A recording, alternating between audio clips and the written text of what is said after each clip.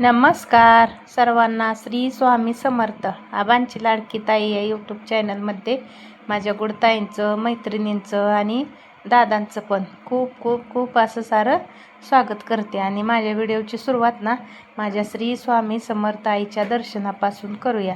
आणि सर्वांना ना माझ्या श्री स्वामी समर्थ आईचा आशीर्वाद. तर खरंच बरं का, माझ्या श्री स्वामी समर्थ आईच्या दर्शनापासून व्हिडिओची सुरुवात करायला ना मला मनापासून खूप आवडतं. आणि बघा, आपली स्वामी आई आपल्याला कशी आपल्या वडिलाप्रमाणे सांभाळते. आणि खरंच आपण कुठलंही संकट असू दे त्यातनं बाहेर पडतो बरं का. तर इकडं ना मी एक मिशोवरनं साडी ऑर्डर केली ती. आणि पहिली पण एक सेम अशीच केली ती बरं का. तिचा फक्त कलर चेंज होता. तिचा कलर होता गुलाबी आणि ही आहे अशी. तर ती क्वालिटी एकदम मस्त लागली, एक नंबर साडी निघाली आणि खूपच छान वाटली. म्हणून नंतर परत ही दुसरी साडी मागवली मिशोवरनं. तर किती छान आहे बघा ही साडी, मला तर खूप आवडली. आणि ही ना माझ्या मुलीनं तिच्यासाठी मागवली आहे. तर ही साडीचा पदर आहे. तर किती मस्त वाटतंय बघा तुम्ही. डिझाईन पण छान वाटते आहे आणि प्राईस पण एकदम कमी आहे. जास्त प्राईस तर साडीची नाहीच. रेग्युलर आपल्याला अशी वापरायला पण ना एक नंबर साडी. आणि ही आहे ब्लाऊज पीस. तर किती मस्त वाटते बघा तुम्ही. तर मग मला ना ती मिशोवरनं आपलं ही कोलॅबरेशन कसं करतात बघा तीच माहिती नाही. तर म्हणजे माझे आता बारका चॅनल आहे म्हणून मला येतं का, करता येतं का नाही येत ती पण मला माहिती नाही. पण माझं म्हणणं कसं, आपल्याला माहिती असावं एक एक एक गोष्ट अशी आपल्याला कळली पाहिजे प्रत्येक यूट्यूबवरची. म्हणजे आता बघा तुम्ही, आता आपण पहिल्यांदा चॅनल सुरू केला तर मग माहिती नसतं काय. मग हळूहळू अशी माहिती काढत जातं माणूस. आता मला पण काहीच माहिती नव्हतं एवढं. म्हणजे ही होती ना की अक्षरशः चॅनल कसा काढायचा ती मी यूट्यूबला सर्च करून बघितलं आणि सर्च करून बघूनच चॅनल चालू केला. आणि असं ब्लॉग बघून कुणाचं कसं आहे कुणाचं कसं आहे असं बघितलं प्रत्येक. आणि मी सगळं मी म्हणजे मोबाईल बघते, म्हणजे यूट्यूबवरच बघते कुणी कसा व्हिडिओ टाकला आहे, कुणाचं चॅनल मोनटाईज झालं, त्यांना किती व्ह्यूज आल्यानंतर किंवा त्यांनी किती व्हिडिओ टाकलेत, हे असलं सगळं मी बघत असते. म्हणजे त्यातून आपण काहीतरी शिकतो. आणि आपण मोबाईल बघायचा म्हणजे नुसतं बघायचं नाही, आपलं त्यात काहीतरी थोडाफार फायदा पण झाला पाहिजे बरं का. असं माझं तर म्हणणं असतं. म्हणजे आता बघा, मी यूट्यूबवर बघून व्हिडिओ काढायला लागली, बनवायला लागली. वेळ जातो भरपूर, जाऊ द्या काय अडचण नाही. मग असं तर आपण मोबाईल बघत बसतोयच ना, बघत नाही असं विषयच नाही. आणि मग परत व्हिडिओ काढला तर ते अपलोड कसा करायचा ती माहिती नव्हता. ती पण मी यूट्यूबवरच बघून अपलोड करायला लागली. मग अपलोड केल्यानंतर मी पहिला व्हिडिओ टाकला. पहिल्या व्हिडिओला माझ्या एक 15-16 व्ह्यूज आल्या. मग असू द्या म्हणलं, तेवढ्यात एक जरी व्ह्यूज आली ना तर असं खरंच खूप भारी वाटायचं आणि खूप छान वाटायचं बरं का. आणि दुसरा व्हिडिओ टाकला. दुसरा व्हिडिओ ना जवळजवळ माझ्या 600 व्ह्यूज आल्या दुसऱ्याच व्हिडिओला. मला एवढं भारी वाटलं आणि एवढं समाधान वाटलं की म्हणलं चला आपला व्हिडिओ चालणार तर आहेच, नक्कीच चालणार आहे. आणि यूट्यूबवर कसं असतं बघा, रोज एक व्हिडिओ आपला गेलाच पाहिजे. आणि कुठला व्हिडिओ व्हायरल होईल ही आपल्याला माहिती नसतं आणि होतच असतो. तर माझा एक व्हिडिओ व्हायरल झाला आहे बघा, त्याला 9000 व्ह्यूज आले. मी तरकारी सोडून गायींचा व्यवसाय चालू केला. तर खरंच मला तरकारीत नाही परवडलं म्हणून गायींचा व्यवसाय चालू केला.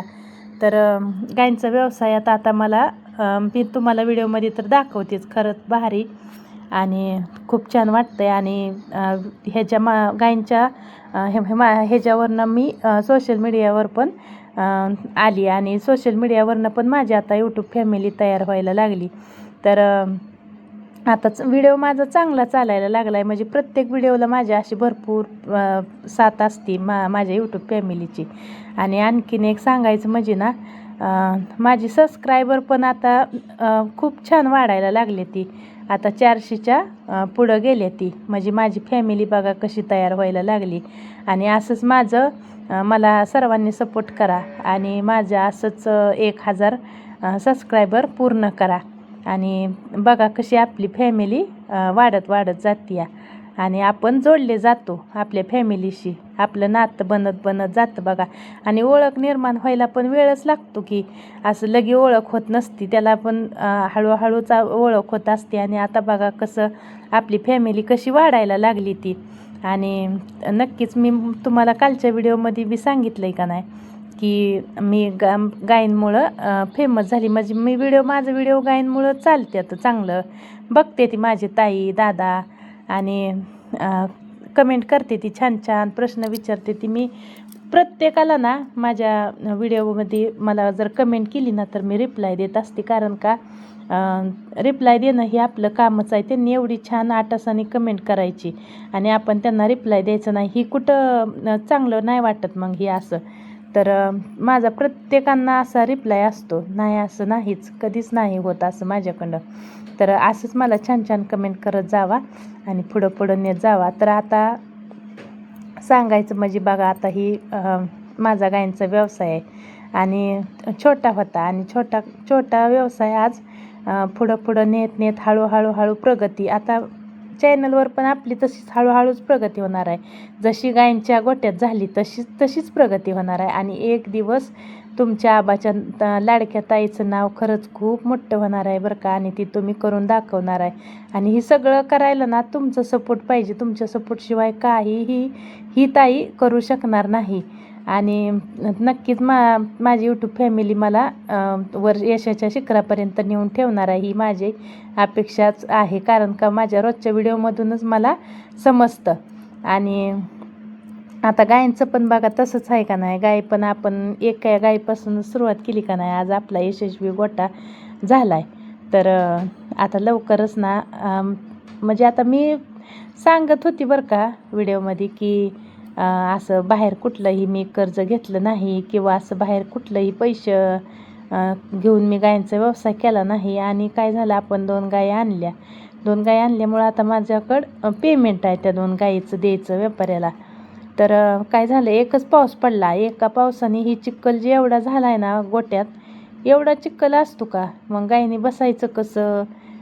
खाऊन पिऊन असं निवांत गायी बसल्या पाहिजे रवंत करत मस्त मध्ये. मग त्यांना बघा दूध भरपूर उतरतं, आणि त्यांना नाही ना असं बसायला भेटलं किंवा असं शांतता नाही लाभली की मग त्यांचं दूध पण कमी येतं. तर माझं तर म्हणणं काय आहे, आता असू द्या 4 पैसे होतील आपल्याकडं, पण मी शेड करायच्या तयारीला लागली बघा. शेड करायचं नियोजन माझं चालू आहे. तर आता माणूस बोलवला आहे मी, आणि त्यांना बजेट काढायला सांगायचं आहे. कितीपर्यंत जातं आहे, काय जातं आहे, आता कितीपर्यंत जातं आहे माहिती नाही, पण म्हणजे असं आपल्या गायींना निवारा तर होईल, कमीत कमी त्यांना बसता तरी येईल, हे असं हाल नको. आणि बघा आता आपल्या गायींच्या जीवावर आपण किती कमवतो, आणि आपण त्यांच्यासाठी एवढं नाही का करू शकत. आणि ही गायींना ही निवारा ही पाहिजेच बरं का पावसाचं. आणि काल ना एका गायीला माझ्या दगडी झालती, आणि दगडी झाल्यानंतर मी धार काढताना बघितलं तर तिचं दगडी मला लगेच जाणवली की हिला दगडी झाली. मी लगेच डॉक्टरला फोन केला, डॉक्टर पण लगेच आले बरं का, आणि त्यांनी लगेच ट्रीटमेंट केलं. एक औषध सोडलं, ट्यूब असती ती ट्यूब खाली सडामध्ये सोडून दिली. तर आज सकाळी ना मग चांगलं असं दूध आलं, 1 जग भरून दूध निघलं लगेच.